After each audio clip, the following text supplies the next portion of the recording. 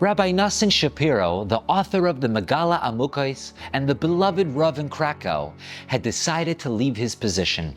No amount of entreating could change his decision. His mind was made up. On the day he was supposed to leave, he suddenly announced that he's going to stay. The town was absolutely overjoyed. When asked what prompted his change of mind, he explained, "There's a poor Talmid Chacham who walks up and down the main road with his cart, selling the bread his wife bakes at home. Recently, a wealthy man encountered him and recognized him from his yeshiva days. 'You're such a Talmid Chacham. Why are you standing out on the street? You should be studying in the Beis Medrash.' 'Let's make a deal,' continued the wealthy man. 'I will pay you a monthly stipend and you will be able to learn Torah. You will have no worries of Parnasa and you'll be able to dedicate your time to learning wholeheartedly.' The poor Talmid Chacham happily agreed. So imagine the wealthy man's surprise when only a few short months later, he finds the poor man once again at the corner selling bread. Just today, these two men came to me with a din Torah.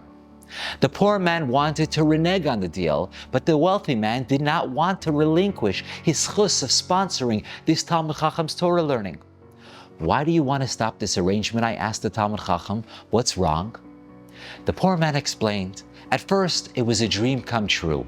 I was able to learn Torah to my heart's content with no worries. But then my wife and I noticed something troubling. When we were relying on selling bread, our entire day was replete with tefillos. We would pray that the bread would come out tasty. We would pray that we would find ample dry firewood. And we would pray that we would be able to sell enough bread. We were constantly davening to Hashem. But now with your generous stipend, we don't have to worry about Parnasa. And we stopped davening with the same frequency and intensity. And that's why I want to stop our deal.' With such a din Torah," concluded the Megillah Amukos, "I realized I must stay on in Krakow." I'm reminded of this story by a fascinating Ramban on this week's Parsha. Bamidbar opens with the census of the Jewish people. The population of every tribe is recorded, including Levi. However, Shevet Levi's population included babies from the age of 30 days, while the rest of Klal Yisrael was only counted from the age of 20. You would expect the census of Shevet Levi to be larger than the other tribes, but the exact opposite is the case. If you extrapolate the numbers of the tribe of Levi, who would have been between 20 and 60, you would end up with 8,500 men, less than half of the other tribes. Why is there such a great discrepancy between Shevet Levi and the population of the other Shvatim? The Ramban provides a beautiful explanation.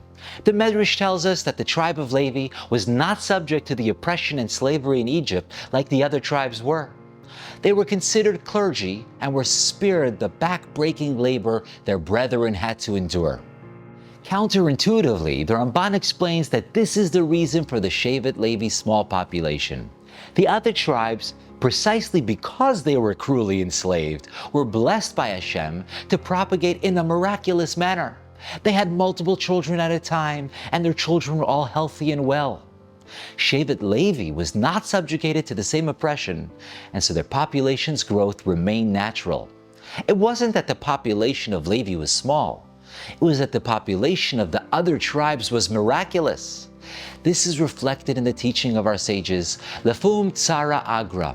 The load of a camel is adjusted to its capability. In other words, Hashem only gives us what we can handle. The extra suffering the other tribes endured brought with it the strength to not only survive, but thrive. It channeled supernatural blessings that increased their population and gave the wherewithal to overcome their slavery. In other words, it's only because of the challenges that the other tribes were facing that they cried out to Hashem with increased urgency. And it was their reliance on Hashem's salvation that triggered Hashem's blessings. Their impassioned pleas are what caused their miraculous survival and increased population. That's what the poor man from Krakow understood.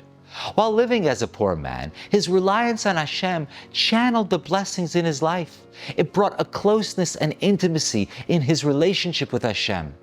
Despite the challenge and hardship of being poor, the man realized that ultimately, his character as a person remained strong and his relationship with Hashem remained vibrant.